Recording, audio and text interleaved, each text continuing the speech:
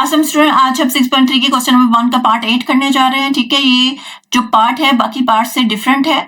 ठीक है, बल्कि अगर सिंपल वर्ड्स में कहूँ तो इजी है। ठीक है, अगर आपने 5th चैप्टर बहुत अच्छे तरीके से किया है तो ये क्वेश्चंस बहुत आसान है। ठीक है, इनको सॉल्व आपने कैसे करना है कि फर्स्ट और लास्ट टर्म को आपने नहीं छेड़ना। ठीक है, उसके बाद आपने मिडल टर्म बनानी है। ठीक है, और उसके बाद आपने कॉमन लेना है, कॉमन लेकर आपने फैक्टर्स बनाने हैं, फिर इनका स्क्वायर रूट लेना है और आंसर निकाल लेना है। ठीक है, यानी इसको अलहदा सॉल्व करेंगे, इसको अलहदा सॉल्व करेंगे और इसको अलहदा सॉल्व करके हम आंसर निकाल लेंगे। ठीक है, इन सबके फैक्टर्स बनाकर आपने आंसर निकालना है। चलिए मैं आपको करके दिखाती हूँ तो अब आपको बेहतर तौर पर समझ आ जाएगा। ठीक है, सबसे पहले हम इसको सॉल्व कर लेते हैं, तो ब्रैकेट डाल लेते हैं। ठीक है, एक्स का स्क्वायर, ठीक है, वैसे का वैसा लिख देना है और लास्ट टर्म भी आपने वैसे की वैसे लिख देनी है।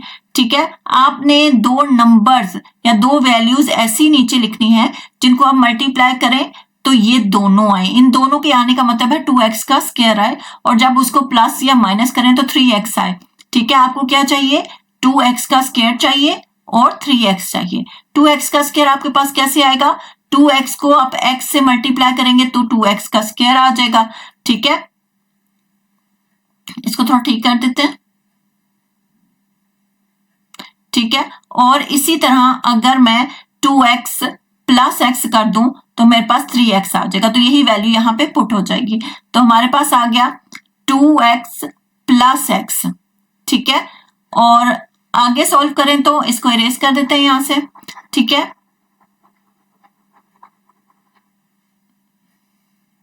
आगे सॉल्व करें तो ये आ गई हमारे पास ब्रैकेट, फर्स्ट टर्म वैसे के वैसे लिख दी हमने और लास्ट टर्म को भी वैसे लिख दिया। अब आप देखें कि हमें क्या चाहिए? 3x का स्क्वायर चाहिए। ठीक है, और 4x चाहिए, तो ये भी वैसे ही है। 3x का स्क्वायर आपके पास कैसे आएगा? 3x multiply by x। ठीक है, और इसी तरह 3x प्लस x कर दूं तो 4x आ जाएगा, तो यही वैल्यू यहाँ पे पुट हो जाएगी, प्लस 3x प्लस x। ठीक है, ये आपके पास आ गया। इसको यहां से इरेज करते हैं। ठीक है, और नेक्स्ट की तरफ बढ़ते हैं। ठीक है, तो फिर से ब्रैकेट डालते हैं। फर्स्ट टर्म आपके पास वैसी की वैसी, लास्ट टर्म आपके पास वैसी की वैसी। ठीक है, तो आपको क्या चाहिए? 6x का स्क्वायर चाहिए और 5x चाहिए। 6x का स्क्वायर एंड 5x चाहिए। कैसे आएगा? बहुत आसान है, 3 to the 6 होता है, 3x multiply by 2x is 6x का स्क्वायर, और इसी तरह 3x प्लस 2x कर दूं तो मेरे पास 5x आ जाता है, तो यही वैल्यू यहाँ पे पुट हो जाएगी, प्लस 3x प्लस 2x। ठीक है, ये हमारे पास हमने मिडिल टर्म बना ली है। अब उसके बाद हमने इनमें से कॉमन लेना है, कॉमन लेकर हमने इसके फैक्टर्स बना देने हैं। ठीक है, तो यहां पर आ जाएगा हमारे पास, इन दोनों में से कॉमन ले तो x ही कॉमन आता है, और जिस चीज को कॉमन लेते हैं उसको डिवाइड करते हैं। ऊपर 2x है, नीचे 1x है, इन दोनों को डिवाइड करें तो 1x बचता है, प्लस 2 वैसे का वैसा, x इसके साथ कैंसिल हो जाएगा। ठीक है, उसके बाद इधर देखें कुछ भी कॉमन नहीं है, जब कुछ भी कॉमन नहीं होता तो 1 कॉमन लेते हैं, तो x प्लस 2 वैसे का वैसा ही आ जाएगा। ठीक है, ये आ गया हमारे पास। उसके बाद आगे देखें तो इन दोनों में से कॉमन ले तो x ही कॉमन आएगा। ठीक है, x को x स्क्वायर से डिवाइड करें तो x आएगा, प्लस 3 वैसे का वैसा, x से कैंसिल। ठीक है, जब कुछ भी कॉमन नहीं होता तो 1 कॉमन लिया जाता है और अगली वैल्यू जो है वैसे की वैसे ही आ जाती है। ठीक है, ये आ गया और ये आ गई हमारे पास ब्रैकेट। नेक्स्ट में अगर देखें तो इन दोनों में देखें क्या कॉमन है, हमारे पास तो x ही कॉमन है, तो x आ गया। ठीक है, और 2x है, डिवाइड करें तो 1x बचेगा, प्लस 3 वैसे का वैसा, x से कैंसिल। ठीक है, यहाँ पे देखें क्या कॉमन आएगा, प्लस 2 क्योंकि 6 पे डिवाइड हो जाता है, x वैसे का वैसा, 6 को 2 पे डिवाइड करें तो 3 आएगा, 2 3 द 6 होता है। ठीक है, ये आ गया हमारे पास। अब हमने फैक्टर्स बनाने हैं, इन दोनों में से कॉमन लें तो हमारे पास x प्लस 2 आ जाता है। एक तो फैक्टर हमारे पास ये बना और एक फैक्टर हमारे पास ये बनेगा। ठीक है, x प्लस 1 का। ठीक है, उसके बाद नेक्स्ट देखें तो इन दोनों में से कॉमन लें तो x प्लस 3 आता है। ठीक है, और एक तो फैक्टर हमारे पास ये आ गया, एक फैक्टर हमारे पास ये बनेगा, x प्लस 1। ठीक है, फर्दर देखें तो इन दोनों में से कॉमन ले तो x प्लस 3 आएगा।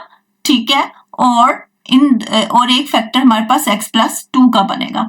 ठीक है, अब ये देखिए, आप इनको वोट से देखिए तो x+1 भी 2 टाइम है, x+2 भी 2 टाइम है, x+3 भी 2 टाइम है।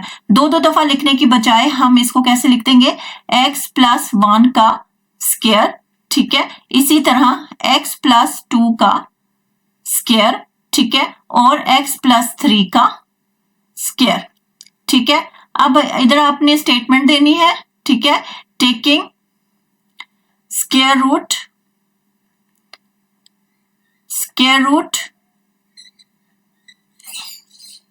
रूट ऑन बोथ साइड्स, ठीक है। ये स्टेटमेंट देंगे आप, taking square root on both sides, ठीक है। अब आपने एक तरफ क्या करना है कि क्वेश्चन लिखना है और एक तरफ आपने जो हमारे पास फैक्टर बने हैं इनको स्क्वायर रूट के अंदर लिखना है। तो क्वेश्चन लिख लेते हैं, x का स्क्वायर प्लस 3x प्लस 2, ठीक है, ये आ गया हमारे पास, and x square plus 4x plus 3, ये आ गया हमारे पास, x square plus 5x plus 6, ठीक है, ये लिख दिया हमने। अब दूसरी साइड हम क्या करेंगे, क्योंकि स्क्वायर रूट मैथ का रूल होता है कि जब स्क्वायर रूट एक साइड लिया जाता है दूसरी साइड भी लिया जाता है, तो यहां पर हमने जो फैक्टर्स बनाए हैं उसको हम लिख देते हैं, ठीक है। x+1 का स्क्वायर, x+2 का स्क्वायर, ठीक है, ये 1 है, और x+3 का स्क्वायर, इनके जो स्क्वायर है वो स्क्वायर रूट से कैंसिल हो जाएंगे, ठीक है। और जब स्क्वायर रूट कैंसिल होता है तो प्लस माइनस का साइन डाला जाता है, तो हमारे पास क्या बचा, x+1, x+2 एंड x+3, यही इसका आंसर है। आई होप आपको क्वेश्चन समझ आया होगा। अगर समझ आए तो please like share subscribe. Thank you.